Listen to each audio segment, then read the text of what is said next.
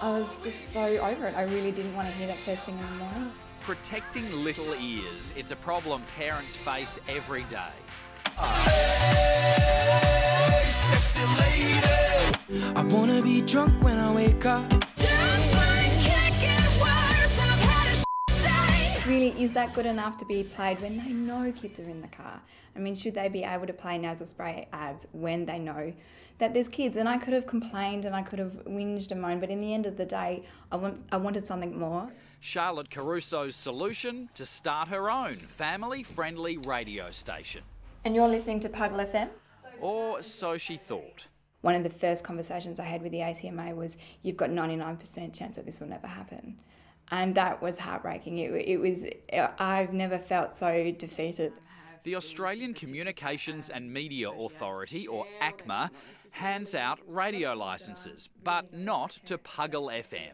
If you don't tick the box, if you're not in the exact right criteria, then thinking outside that square, even if it's in the community's interest, is sort of something that doesn't seem to happen ever. We're talking to Louise, who is a dentist, and Elisa, who's a teacher. Charlotte's station is all about helping parents and grandparents with a broad range of topics. Not necessarily disc jockeys or people that have any experience, but real mums talking about real things. Not a shock jock in sight. Some fat slag on Telegraph website has already branded it a disaster. None of that music either. It's hard to allow my 5-year-old to sing along to half of the lyrics. I mean, I'd be absolutely mortified if she sang half of the stuff that's on there. ACMA says there are simply no commercial broadcasting licences available, and digital licences can't be given to new community stations. So the plug's been pulled on Perth's PuggleFM. The ACMA's response is, that's not up to us, it's up to Minister Stephen Conroy.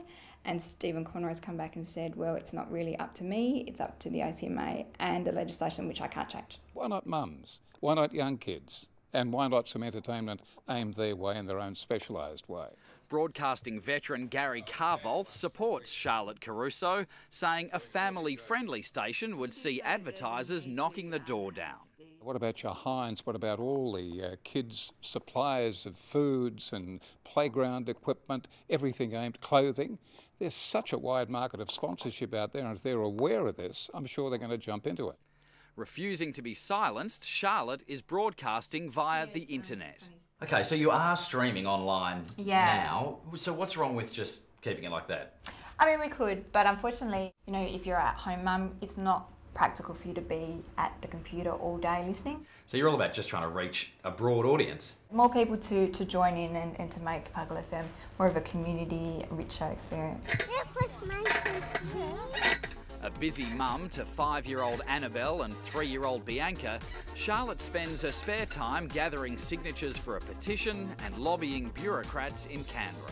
There's got to be something out there that she can provide that service, and I'm sure once ACMA get a good idea, a good fix, a good handle on what she's doing, they'll have to go along with it. To argue that you can't look at a legislation and amend it just for, you know, community licence applicants that have something unique and different and are willing to prove themselves, why not amend the legislation, which is kind of your job?